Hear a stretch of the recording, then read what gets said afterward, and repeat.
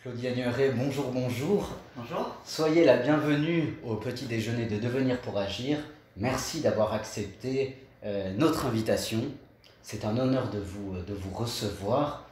C'est un véritable honneur, d'autant plus que pour reprendre les mots de votre ami philosophe Michel Serres, en 2002, il avait dit, lorsqu'il vous recevait, qu'il donnait une conférence, il disait qu'il était heureux de recevoir la seule et unique femme française descendue du ciel. En tout cas, je suis très heureux d'être avec vous. Alors, vous êtes une grande femme de notre siècle, 20e, 21e siècle. Et je voudrais reprendre une citation d'un de vos amis aussi, Edgar Morin. Grand philosophe Edgar Morin, je le cite, on lui posait la question de savoir qui il était. Et sa réponse a été la suivante: comme je ne suis plus maître de mon temps, le temps est désormais maître, et désormais mon maître. Alors, Claudie Agnuret, êtes-vous maître de l'espace? Non pas de votre temps, mais de l'espace. Qui êtes-vous? Pouvez-vous vous présenter en quelques mots? Alors j'ai ce privilège formidable d'avoir eu la chance d'aller en orbite dans la station spatiale. Je suis médecin de formation, médecin rhumatologue, et j'ai été sélectionnée par le CNES, l'Agence française de l'espace, et j'ai eu l'occasion, après de longs entraînements, de faire 2 missions spatiales, à bord de la station Mir d'abord en 1996, puis de la station spatiale internationale en 2001. J'ai donc eu ce privilège parmi les 570 personnes dans le monde qui sont allées en orbite de pouvoir vivre en microgravité, en dehors du champ de la pesanteur terrestre, pratiquement, et de pouvoir regarder par le hublot cette planète Terre que nous survolons à 28 000 km/h, à 400 km en orbite. Et je dirais que cette expérience est une expérience transformative, bien évidemment. Alors, elle ne m'a pas permis de maîtriser ni le temps ni l'espace, mais je pense qu'elle a changé ma vision. Un peu dans les 3 dimensions, je dirais. C'est ce qu'on découvre quand on arrive dans une station spatiale. On utilise la 3e dimension, à laquelle on n'est pas habitué quand on est un terrien avec les pieds sur la surface de la Terre. Alors je dis transformer en 3 dimensions parce que quand on regarde la planète depuis l'orbite, on voit sa beauté, on voit sa vulnérabilité, sa fragilité, parce qu'elle est très isolée dans le cosmos noir, mais on voit cette notion de globalité de la planète, porteuse de vie, sans frontières apparentes, soumise aux forces naturelles, de catastrophes potentielles, de cyclones, d'éruptions volcaniques. Donc cette globalité qui nous fait ressentir notre humanité. Nous sommes un être humain et non pas un astronaute français de l'Agence spatiale européenne ou un cosmonaute russe. On se ressent vraiment dans cette humanité par rapport à la planète. Je pense que ça nous donne cette dimension de profondeur, du sens de notre existence, de notre action individuelle tout autant que de notre action collective en tant que partie prenante d'une humanité par rapport à la planète. Et puis la 3e dimension, en dehors de ce spectre large de la globalité, de la profondeur de la réflexion, c'est de se projeter dans le temps. Et on a cette dimension temporelle, là aussi, de se dire, voilà, aujourd'hui où nous en sommes, mais comment voyageons-nous avec cette planète dans le système solaire? Et on se rend un peu compte de cette phrase de Tsiolkovsky qui disait que nous sommes sur ce berceau de la Terre, mais à un moment donné l'humanité ira explorer et sortira de ce berceau, ou de Saint-Exupéry qui dans Terre des Hommes nous dit que nous sommes solidaires et tous équipages d'un même vaisseau. C'est ça, exactement. Vous venez dans les quelques mots de présentation que vous venez de dire, vous avez toute l'interview finalement a été résumée parce que je vais approfondir tous les points que vous venez de nous donner.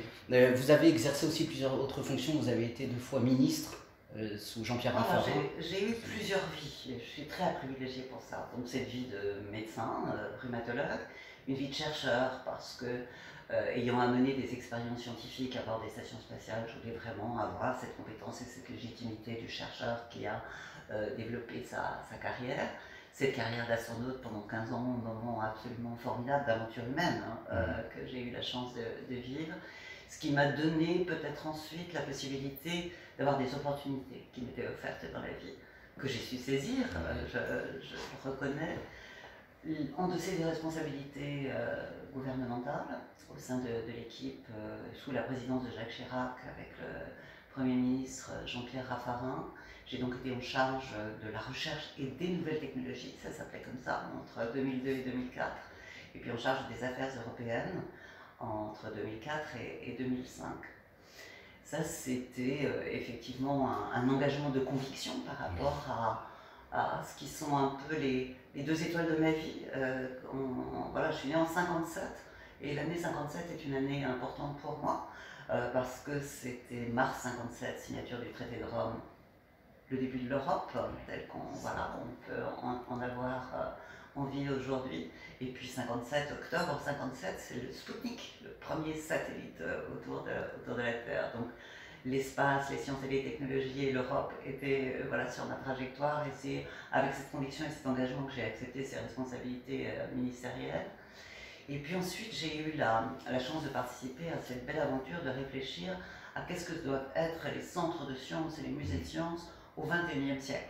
Comment aborder ces problématiques de la science, de la technologie, du digital, comment on peut se sentir en confiance, posséder des clés de compréhension par rapport à ces outils absolument extraordinaires qui nous permettent de nous projeter dans l'avenir. Et j'étais la présidente d'Univers Sciences, qui regroupe le Palais de la Découverte et la Cité des Sciences et de l'Industrie. Et puis, bien évidemment, de longues années passées au sein de l'Agence spatiale européenne, sur la politique spatiale européenne, avec ces dernières années, la contribution à ce qui sera plus mon aventure personnelle, puisque je suis un astronaute qui n'est plus actif aujourd'hui, mais il y a une jeune génération d'astronautes actifs, qui est d'imaginer, d'envisager le retour sur la surface de la Lune, et non plus simplement en orbite basse. La Lune est à 385 000 km de la Terre, et l'idée dans la décennie qui vient, c'est de redonner, de s'y installer, d'apprendre à y vivre, à y travailler, pour donner à l'homme la possibilité d'explorer et de continuer son avancée dans le cosmos et dans sa, je l'espère, son humanité. Dans son humanité. Nos deux professions, d'astronaute et de philosophe, on a un point commun, c'est que l'espace est une quête philosophique. Tout homme, tout humain a besoin d'espace, qui plus est pendant ce temps de confinement que nous vivons. Ma question est la suivante. Pourquoi l'homme, à votre avis, a-t-il cette envie d'espace? Vous qui êtes astronaute, pourquoi êtes-vous parti dans l'espace? Pourquoi êtes-vous tombée amoureuse de l'espace? Est-ce que c'est une quête aussi humanitaire, identitaire? Pour vous trouver, on se dit, bah, on ne se connaît pas sur Terre, est-ce qu'on va se connaître dans l'espace? Quelle est votre réaction sur cette quête infinie, peut-être, philosophique? Oui, vous avez raison d'évoquer cet aspect de la quête de se connaître soi-même, de connaître les autres. Je dis souvent, un vol spatial, c'est aussi un vol en équipage, avec une équipe au sol et une équipe à bord, multiculturelle, multigenre, multi-profession. Donc on apprend au travers de l'autre comment on peut être soi-même meilleur. Et ce qui est formidable dans cette aventure humaine, c'est que le succès est l'objectif, c'est-à-dire réussir ensemble sa vie et la mission. Donc ça, c'est quelque chose d'important. On n'a pas toujours la possibilité de le vivre seul dans les conditions habituelles. Alors, simplement pour resituer l'espace, je pense que quand on parle de conquête spatiale, il faut avoir les deux enjeux face à soi. L'espace est aujourd'hui quelque chose qui est complètement intégré dans notre vie terrestre. L'espace est au service de nos problématiques au sol, que ce soit par les satellites d'observation de passeurs, de positionnement, de télécommunication. Rien ne serait possible au sol sans aujourd'hui les données et les infrastructures qui sont dans l'espace. Donc cet espace au service de notre société, en tant que tel, il a besoin qu'on continue à l'explorer, à travailler, à le faire avancer. Ça pourrait être bien sûr uniquement de façon automatique, avec des satellites, et parfois on me pose la question, mais à quoi sert l'homme dans la conquête de l'espace? On entend parler de Voyageur 2 qui est sorti de notre système solaire et qui... Quelle est la réponse alors à cette question? À quoi sert l'homme? Voilà. Alors, l'homme est... Pour revenir à mon aventure personnelle, je dirais que je suis une génération Apollo. Étant né en 57, en 1969, premier pas Oui. sur la Lune, j'avais 12 ans. Voilà une petite fille qui découvre un moment absolument fascinant et magique, ce grand pas pour l'humanité, comme l'a dit Armstrong en descendant sur la surface de la Lune. Et c'était un moment fascinant, partagé par l'humanité. Donc il y a vraiment quelque chose de profond. Tout le monde se souvient où il était à ce moment-là. Et pour un enfant, quelque chose de très inspirant, quelque chose d'impossible, d'inaccessible, était ce jour-là devenu possible. Et je pense que c'est un déclenchement important dans une jeune vie, de se dire qu'il y a des choses qu'on ne voit pas encore, invisibles, impossibles, inaccessibles, mais que si on se met sur le chemin, peut-être la porte va s'ouvrir et on va pouvoir aller jusqu'au bout de ce qui était pour moi un rêve. Alors j'ai la chance d'incarner un peu le rêve de beaucoup. Oui, vous avez évoqué Michel Serres, Edgar Morin, ils m'ont souvent dit que effectivement chacun avait en soi un petit peu ce rêve de dépasser des frontières, d'explorer l'inconnu, de se projeter dans l'improbable, l'incertain. Tout à fait, oui. Pas toujours avec confiance, mais en tout cas en essayant d'analyser, maîtriser et avec un appétit, un désir, une curiosité d'aller devant. Je crois que ça c'est important. Moi, c'est ce que j'essaie de transmettre aux jeunes, à l'école, à l'université, de se dire levez le regard au-delà de votre horizon du quotidien avec ses problèmes et ses doutes, et dites-vous que vous êtes partie prenante de ce qu'on peut continuer à explorer. Et je pense que l'humanité est dans cette trajectoire de continuer à progresser. Il y a beaucoup de problématiques aujourd'hui sur dire qu'est-ce que le progrès versus l'innovation. Vous avez probablement rencontré Étienne Klein, entendre parler de ces choses. Et je crois que c'est vrai de se dire qu'on peut avoir une envie d'avenir pour faire avancer et pas simplement réparer les erreurs du passé. C'est quelque chose d'important. Et pour moi, l'espace, cette conquête, le cosmos, l'aventure, c'est une aventure humaine de progrès. De progrès, d'accord. Mais alors, de progrès si on est conscient et responsable des erreurs du passé. J'évoque ce sujet-là qui n'était pas tout à fait dans la philosophie, mais qui est un sujet qui nous préoccupe aujourd'hui dans le monde du spatial, de se dire, gardons cet environnement de la Terre suffisamment clair, ouvert pour continuer ce progrès. Et ce qui redonne du sens à notre humanité par rapport à la planète et au cosmos. Notre humanité, c'est pas simplement cette surface terrestre et ses problèmes du quotidien. Notre humanité, c'est bien au-delà cette ouverture, mais on doit l'envisager avec... C'est un tout, l'humanité, pour vous? C'est un ensemble? C'est un ensemble, je sais pas. Espace, terre, temps, toutes ces notions... J'ai vécu dans mon monde de science et de recherche dans une ouverture, une coopération scientifique, comme tous les chercheurs la vivent, avec l'ouverture, les données partagées, pour avoir plus de savoir, pour l'acquérir ou confronter des hypothèses et essayer d'avancer. J'ai vécu la Station Spatiale Internationale comme un magnifique outil diplomatique, où travailler ensemble la Russie, les États-Unis, le Japon, le Canada et l'Europe, dans des situations qui parfois politiquement n'étaient pas faciles, mais continuer à avancer tous ensemble. Donc un outil diplomatique, la coopération scientifique, et puis des aventures humaines à vivre ensemble. C'est là où je parle d'humanité.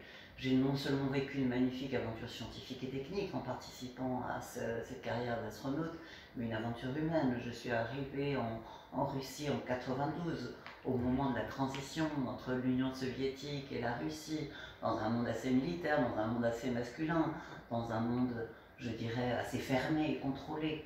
Et j'ai vécu entre 92 et 2001, 10 années passées en Russie avec une ouverture, une transformation des liens. Et donc voilà, la Station Spatiale Internationale est pour moi un des grands projets du XXe siècle et du début du XXIe siècle qui nous a permis d'apprendre à travailler ensemble. Et je pense qu'on a besoin de quelques aventures de ce type-là pour dépasser un petit peu les frontières et les difficultés qu'on peut vivre dans la vie quotidienne. Les difficultés, les fragilités. Comment vous qui avez, je dirais donc, contemplé la Terre de l'extérieur, l'astronomie fait poser beaucoup de questions, d'où venons-nous, où allons-nous, toutes ces questions philosophiques et métaphysiques. Quel regard avez-vous sur l'homme terrestre? Vous qui l'avez contemplé de l'extérieur, est-ce que la fragilité, la force de l'univers vous a fait comprendre la fragilité de la Terre? Oui, complètement. J'utilise souvent ce mot de vulnérabilité. Et effectivement, c'est quelque chose qui m'a beaucoup frappé par rapport à l'isolement de la planète, la beauté de la planète porteuse de vie. On le voit quand on la parcourt la nuit avec ses lumières sur les côtes, les bords des continents, on voit cette vie. On voit aussi les forces naturelles, je le disais, qui sont responsables de catastrophes. Et on voit bien que ces forces-là sont considérables et qu'il faut une humanité responsable pour arriver à maintenir, préserver cette planète porteuse. Donc ça, c'est important. On sait également aujourd'hui que la science ne nous a pas donné de signe de planète secours ou de vie potentielle à d'autres endroits. On explore les autres systèmes solaires et les planètes extraterrestres, extrasolaires. Mais on n'en est pas là du tout aujourd'hui. Donc effectivement, aujourd'hui, on est concentré avec cette planète Terre et notre humanité au service de la planète. Et très souvent, j'entends cette phrase un petit peu frustration par rapport à la dégradation de notre planète et de son environnement, mais quelle planète allons-nous laisser à nos enfants? C'est souvent la question qui revient. Et c'est vrai que je la renverse, cette question, en disant, mais quels enfants allons-nous laisser à cette planète? Et c'est pour ça que ces sujets d'éducation, de transmission, d'accompagnement de la jeunesse et de tout individu vers quelque chose qui soit du mieux pour demain, un futur qu'on puisse désirer, qu'on puisse souhaiter, et non pas nostalgique d'un passé qu'on aurait un peu gâché. Donc ces sujets d'éducation sont vraiment venus au cœur de ma motivation depuis ce voyage dans l'espace. Avant j'étais médecin, donc effectivement essayer d'accompagner la douleur et de trouver des solutions à des maladies, c'était ce pourquoi je m'étais engagée dans la première partie de ma vie. Et aujourd'hui je l'accompagne sur comment tendre la main, faire en sorte que toutes ces intelligences, tous ces talents puissent développer tout leur potentiel, parce qu'effectivement notre planète en a vraiment besoin de cette intelligence collective, cette intelligence responsable, réfléchissant. Vous êtes très intéressé au sujet de l'éthique et de la morale de notre action. C'est quelque chose qui me paraît tout à fait indispensable. Alors ça s'accompagne de l'esprit critique, de la possibilité de s'émanciper des contraintes et de pouvoir acquérir par l'éducation une forme de pouvoir d'agir, soit individuellement avec responsabilité, soit collectivement avec responsabilité, mais en pensant le sens de nos actions. Et ça, je pense que c'est cette aventure spatiale qui m'a transformée dans ce regard. Dans ce regard. Vous venez de répondre d'une certaine manière à ma prochaine question, mais dans l'une de vos interviews, vous citiez depuis l'espace, on prend conscience de la finitude des ressources de la Terre. Vous avez donc contemplé la Terre, vous avez découvert l'espace, l'univers. Quel est votre regard sur l'écologie? C'est-à-dire que vous parliez de la beauté de la Terre. Nous sommes dans cette ère de l'écologie, on nous dit il faut respecter la planète, etc. Pourquoi? Et quel est votre regard extérieur là-dessus, sur cette écologie? Pourquoi respecter la planète? Pourquoi on nous demande de respecter la planète? De l'aimer? Alors, de l'aimer, de la respecter et puis de l'admirer. Je vous ai parlé de la fragilité de la planète, mais je vous ai parlé de sa beauté. C'est absolument extraordinaire. Si vous voyez les photos que nous transmettent aujourd'hui les astronautes depuis l'espace, vous voyez ses couleurs, ses variations de lumière. C'est vraiment un endroit unique dans notre système solaire et il faut le reconnaître. Vous avez raison d'insister sur la finitude. La finitude, c'est parce qu'on voit cette planète isolée dans le cosmos noir et mystérieux et plutôt hostile. On voit cette très très fine couche d'atmosphère qui fait que la vie est possible sur Terre et que par ailleurs on ne sait pas s'il y a des formes de vie d'autres natures dans d'autres endroits. Donc tout ça c'est notre berceau, notre terre, notre mère, comme dirait Edgar Morin, notre planète mère. Et oui, bien évidemment, la responsabilité, elle est dans nos mains de la préserver. J'étends même cette préservation à la banlieue de la Terre. Je l'étends à la notion de débris spatiaux, de comment on se comporte dans une orbite basse, et même quand on envisage d'aller s'installer sur la surface de la Lune. Voilà, la Lune, c'est une partie de notre Terre, c'est notre satellite, ça fait partie de notre banlieue terrestre, donc la responsabilité qu'on doit avoir aussi pour préserver cet environnement. Et je pense que l'humanité, elle se considère dans la transmission, les générations à venir. Les générations à venir, ça veut dire qu'il faut penser un développement durable, comme on le dit beaucoup aujourd'hui. Dans cette soutenabilité, cette durabilité, si on la confronte à la finitude des ressources, à l'isolement, aux dangers potentiels, soit naturels, soit de nature géopolitique et conflictuelle, comme on peut les sentir venir, bien évidemment, ça nous amène à réfléchir avec responsabilité et éthique à ce comportement. Parce que dans le mot responsabilité, il y a quand même le mot réponse. Alors quelle est cette réponse que nous, humains, êtres humains, devons-nous apporter à la Terre? Parce que vous dites une responsabilité, mais quelle est cette réponse? Je suis plutôt quelqu'un qui pose des questions plutôt que quelqu'un qui apporte des réponses. Et je pense que c'est bien qu'on continue à se poser des questions. Alors il y a des parties de réponse, et moi je suis quelqu'un qui est convaincu et ambassadeur de la science et de la technologie comme capacité à apporter des réponses à certains des enjeux. Quand on évoque le réchauffement climatique, on sait bien à quel point les outils d'aujourd'hui nous permettent d'analyser la situation, d'anticiper, de prévenir certains risques, et éventuellement de réparer si ce n'est pas possible, de s'adapter en tout cas aux variations. Et ça, se dire que science et technologie, c'est quelque chose qui contribue à notre progrès, pour peu que là aussi on sache l'utiliser avec respect, responsabilité et réflexion éthique, bien évidemment. Je pense que notre intelligence humaine, qu'elle soit individuelle, qu'elle soit collective, va de plus en plus être assistée par des autres formes d'intelligence. Donc bien évidemment l'intelligence artificielle dont on parle beaucoup. Mais que là aussi il faut trouver cet équilibre et cette façon de garder le contrôle et de garder le libre arbitre de nos décisions. Voilà, j'ai pas de réponse complète, mais je pense que c'est en se posant des questions, en se remettant en question, qu'on est capable de mieux avancer. D'avancer, oui. En 2010, vous avez écrit un livre aux éditions Le Pommier, comment réconcilier, un plaidoyer pour réconcilier les sciences et la culture. Jean d'Ormesson définissait la culture de cette manière. La culture, c'est l'espace et le temps rendus sensibles au cœur. Deux questions. Quelle est votre définition de la culture? Et deuxième question, votre souhait a-t-il été exaucé? Cette réconciliation, maintenant, en janvier 2021, votre souhait est-il... vous a-t-on écouté?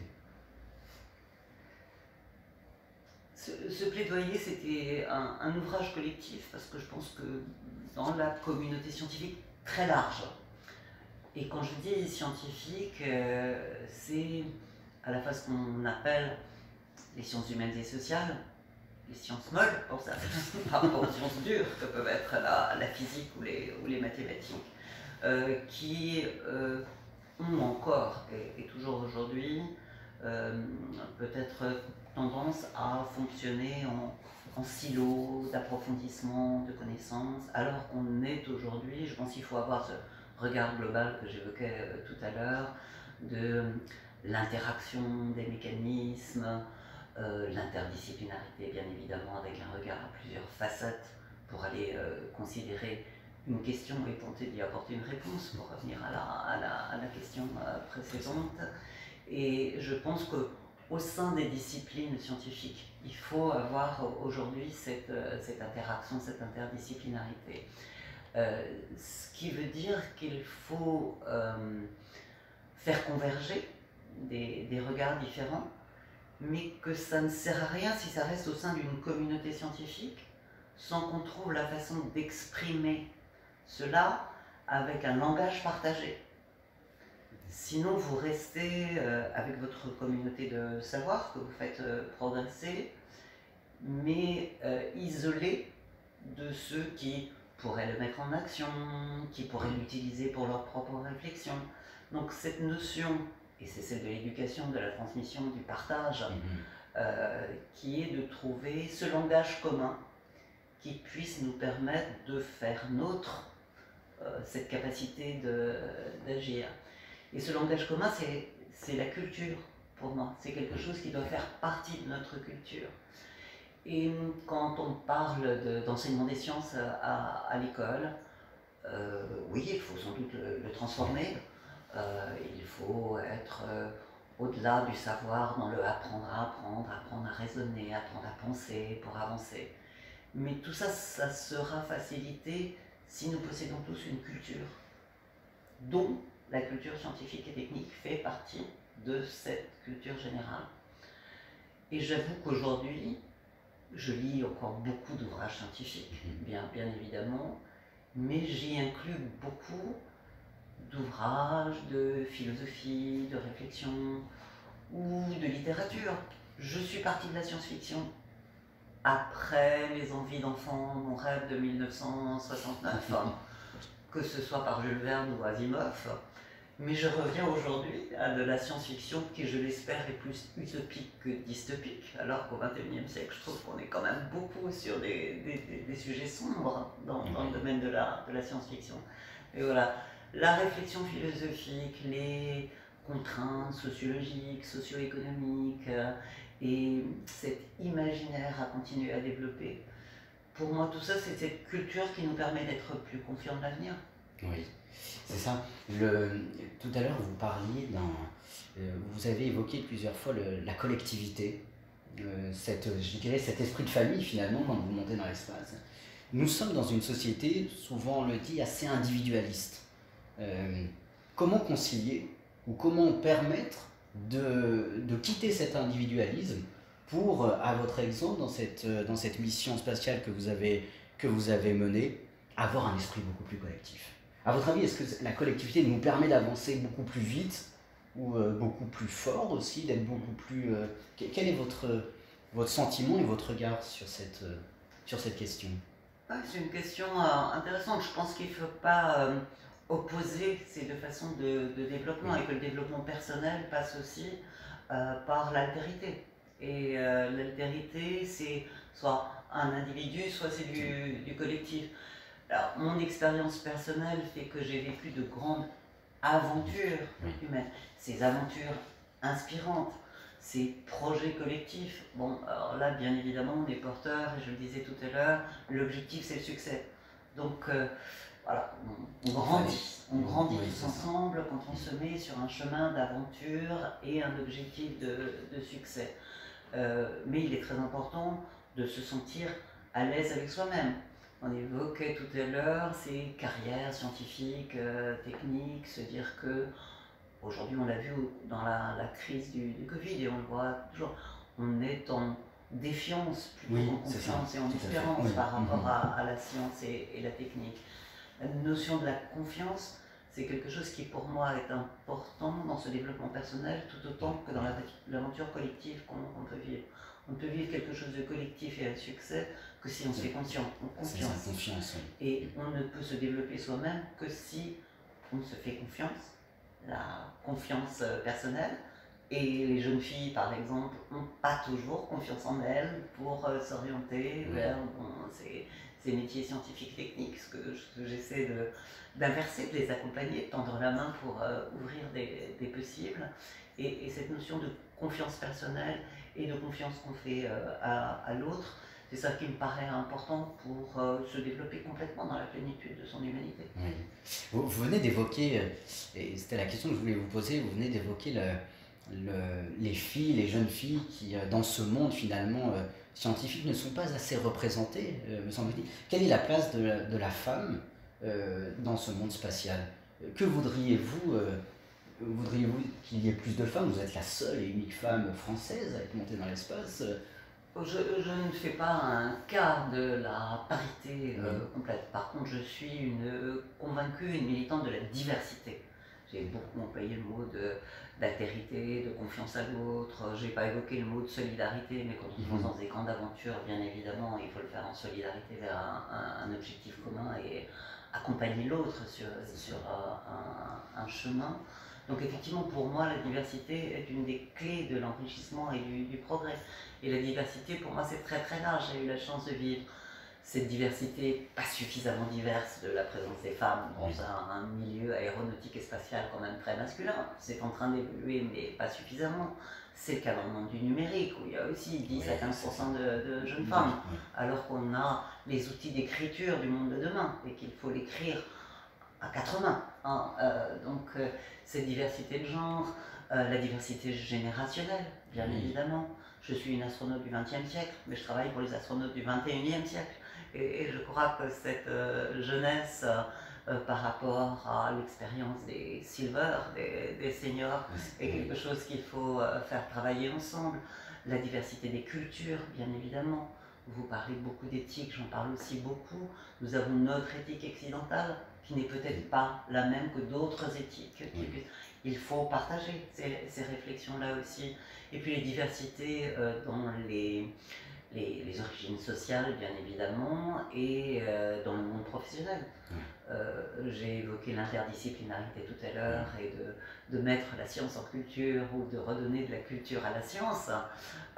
C'est là aussi des professions qui vont se côtoyer, qui vont s'apporter l'une l'autre. Donc la diversité, c'est une des clés de notre action bénéfique pour demain. Et c'est un pilier aussi pour la diplomatie. Tout à l'heure, vous parliez de votre profession comme, non pas un tremplin, mais comme des liens qui se créent entre tous les pays. Est-il encore possible, et n'est-ce pas trop difficile au niveau diplomatique d'avoir ces discussions et à la fois d'avoir ces liens qui essaient de se créer, parce que vous parlez de la diversité, mais souvent, et parfois la diversité c'est quand même un obstacle. On ne veut pas s'ouvrir à l'autre, on essaie de garder nos connaissances, etc. Oui, bien évidemment, il faut être lucide et pragmatique et vivre avec les contraintes du monde d'aujourd'hui. Je suis là aussi quand même quelqu'un qui porte le message du multilatéralisme et pas du multibilatéralisme vers lequel on est en train de s'orienter aujourd'hui. Et cette diversité, bien évidemment, je l'élargis au monde de la diplomatie pour être dans quelque chose qui est du multilatéral constructif. Alors, c'est pas facile, on sait à quel point aujourd'hui ces alliances pour le multilatéralisme sont quand même mises en tension et difficiles à réaliser. Je pense qu'il faut des aventures qui transcendent des objectifs de court terme. Et ça, c'est peut-être un petit peu la difficulté aujourd'hui, d'arriver à se projeter dans du long terme. C'est pour ça que j'ai évoqué l'imaginaire, la science-fiction, les aventures à construire. J'ai eu la chance de vivre une autre aventure assez extraordinaire sur le plan scientifique. Quand j'étais ministre de la Recherche, c'était la mise en place de cette grande aventure de la fusion nucléaire, avec le démonstrateur de fusion nucléaire qui est installé à Cadarache dans les Bouches-du-Rhône, qui est là aussi une aventure mondiale, internationale, pour essayer de se donner les moyens de recréer cette énergie du cœur des étoiles. C'est une aventure absolument extraordinaire qui fait travailler ensemble la Corée, la Chine, les États-Unis, la Russie, le Japon, l'Europe, bien évidemment. Et voilà, ces grandes aventures, mais qui sont toutes situées à 2040, 2050, 2060, où c'est le sommet pour la planète Terre et les accords de Paris pour le changement climatique. On sait bien que ce n'est pas dans les 5 années, même s'il faut agir très vite, qu'on pourra impacter les évolutions. Mais ça, c'est tout, je dirais pour moi, ce qui fait la dignité de l'humanité aussi, c'est de pouvoir se projeter au-delà du quotidien, sans oublier le quotidien. Et l'action politique à court terme, elle est absolument indispensable, et l'action de solidarité, elle est absolument indispensable. Et essayer d'éviter des conflits par les moyens diplomatiques les mieux adaptés, ou certains moyens de défense préventifs, c'est bien évidemment très, très important. Mais se fixer des objectifs à long terme, c'est pas facile en politique, mais il faut pouvoir le faire. C'est une forme de politique qui est celle pour laquelle je me suis engagée. L'éducation, bien évidemment, en faisant partie, puisque c'est pas dans une année scolaire qu'on peut transformer et redonner une culture. En vous écoutant, je sens en vous cet émerveillement qui vous a continuellement fait avancer. Socrate dit que la sagesse commence dans l'émerveillement. Vous êtes permettez-moi de le dire, vous êtes une femme sage dans cette sagesse. Pensez-vous que vous êtes accomplie? Êtes-vous accomplie avec tout ce que vous venez de nous dire, votre parcours, votre vie? Est-ce que vous pensez que vous êtes une femme accomplie? Je suis une femme privilégiée qui a déjà eu la chance de vivre plusieurs vies.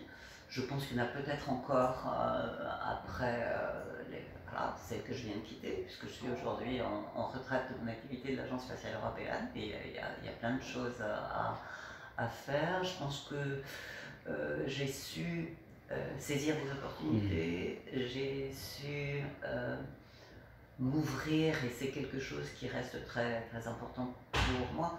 Ce privilège de vivre plusieurs vies, il est important si vous gardez les liens entre les différents systèmes que vous avez eu la chance de rencontrer dans votre vie. Et ça, c'est un privilège exceptionnel que de connaître le monde de la culture, le monde de la science, le monde de la politique, le monde européen, le monde de la diplomatie, et voilà, de pouvoir tramer ces fils, ces liens, et en essayant de continuer à me projeter dans cette façon d'agir. Oui, je pense que je grandis, mais vous avez dit un mot qui est important pour moi: conservons toujours cette capacité d'émerveillement, pour ne pas sombrer dans la nostalgie, la désespérance et voilà, le repli.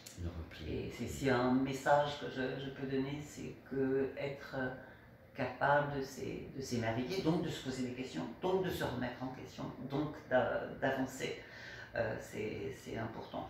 Alors, une autre chose qui est importante, je pense, à soutenir, c'est le fait d'être sur un chemin de perfectibilité et non pas de se fixer un objectif de perfection à atteindre.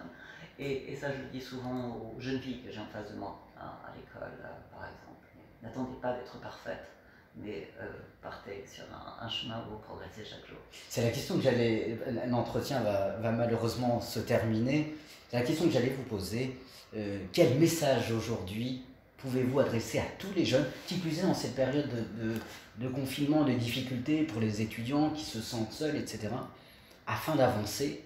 Quel message d'espérance pouvez-vous leur offrir aujourd'hui? Peut-être de garder cette capacité de s'émerveiller des belles choses, parce qu'il y en a, et il faut continuer à ouvrir les yeux pour les voir. Après, peut-être cet aspect de solidarité, du agir et du vivre ensemble. N'hésitez pas à dire ce qui vous fait peur.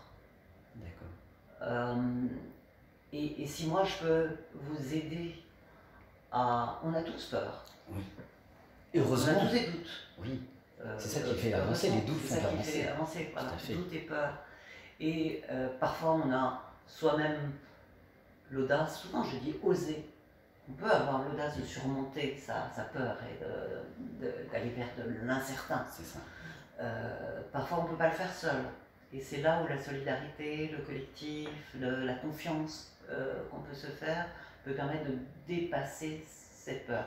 Donc n'hésitez pas à signaler vos peurs, vos doutes, et puis ensemble, essayons d'avancer. Donc voilà, à un moment donné, j'étais plutôt sur ayez des rêves et osez. Je sais que c'est pas toujours facile, ça l'a été pour moi. J'ai eu un environnement qui m'a permis, je pouvais me permettre de dire pourquoi pas moi, et personne ne m'a dit c'est pas pour toi. C'est important. Aujourd'hui, il y a peut-être ces barrières infranchissables si on est seul. Donc par rapport à ces jeunes ou ces moins jeunes ou à ceux qui souffrent, c'est d'être